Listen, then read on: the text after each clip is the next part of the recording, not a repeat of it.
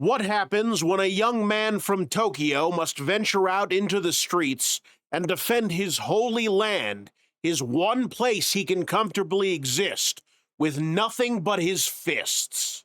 Well, for the average person, I would assume a savage beating, but not for you, Kamashiro.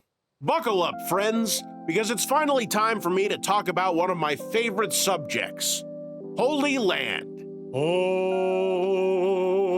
No, I'm not talking about the Vatican, I'm not talking about Jerusalem, and I'm definitely not talking about that garbage dump where my local homeless man, Drugs Mackenzie, preaches about the coming of Gargamonth.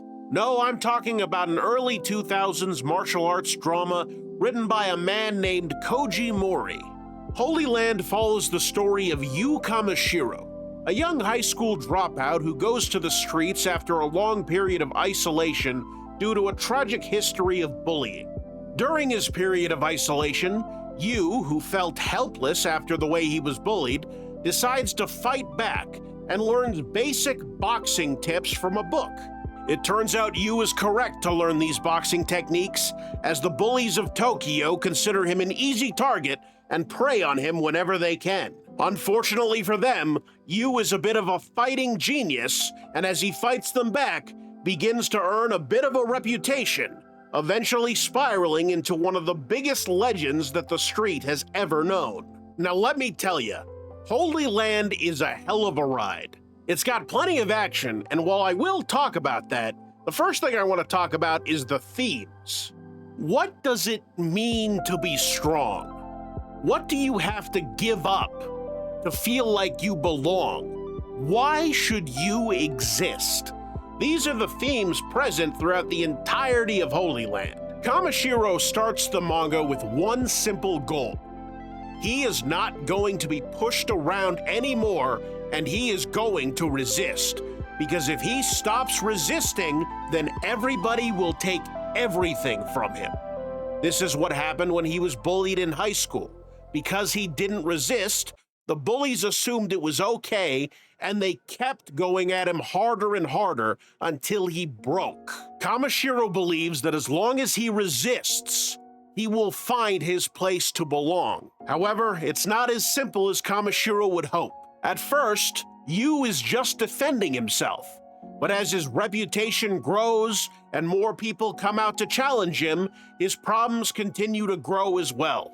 Now, instead of simply challenging to fights because he looked weak, people are challenging him to test his mettle, to make a name for themselves, or to quash the hope that he's beginning to represent. And as Kamashiro continues to resist more and more, that very resistance that gave him hope is now pushing him in a different direction, causing its own toll. And Yu eventually has to come to terms with the fact that he might not be who he thought he was after all. You really start to feel for Yu. What I'm saying is, it's pretty good stuff. Now, I could keep talking about Kamashiro until the dawn of the great Gorgamonth. Blessed be the great G.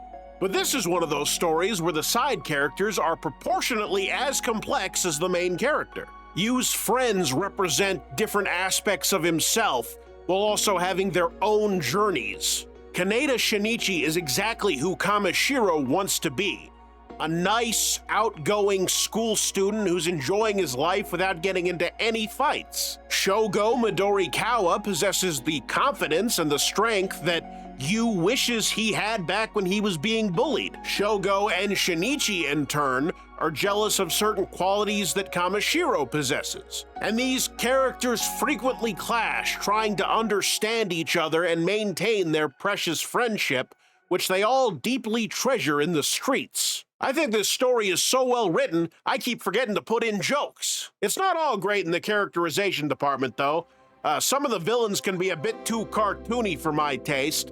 Like, some of them just keep coming back, and you're thinking to yourself, enough already, let the man rest. It's more torture at this point, it's not entertaining. Now on to my favorite part of the story, the fight scenes. After Kamashiro starts defending himself with those basic boxing techniques, he earns a reputation around town as the Thug Hunter. fun coincidence, and equally as cool, when I dropped out of high school, I went around town restoring and selling carpets I found in the trash to make a profit.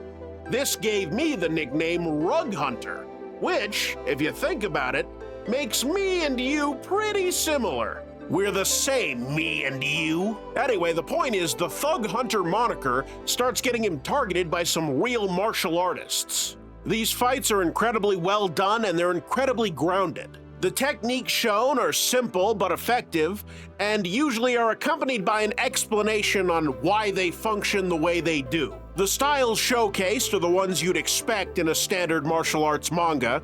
There's boxing, of course, karate, judo, street fighting, nothing too niche.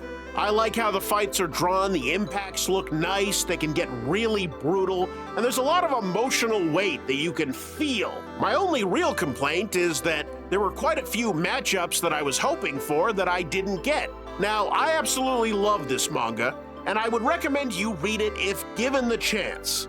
However, I have been told that I need a bit more negativity in my life. Now, I've already gone over some of the flaws in the character section, which is that some of the villains can feel a bit too cartoony and too persistent, and that the main female lead isn't that interesting and not that fleshed out. But there is one more flaw I think that's worth talking about. Well, there's actually two. The first would be that at certain times the pacing can feel a bit slow. This is especially true for a certain arc in the middle of the story where Yu is taking a very long time to learn a lesson that we know he's gonna learn, but it's just dragging on a bit. The second flaw, in my opinion, would have to be the ending. Now, it's not the actual ending I have a problem with. That's not to say the ending isn't a controversial topic. I've seen plenty of people who don't like anything about the ending. Personally, I just don't like how abrupt the ending is. It's a minor spoiler, but we don't get closure for quite a few characters. I talked about how I enjoyed the complexity of these side characters, but that just makes it even more unsatisfying when I don't get to see their proper endings. All that said, Holyland is still very much worth the read. It's incredibly engaging and it's packed with action.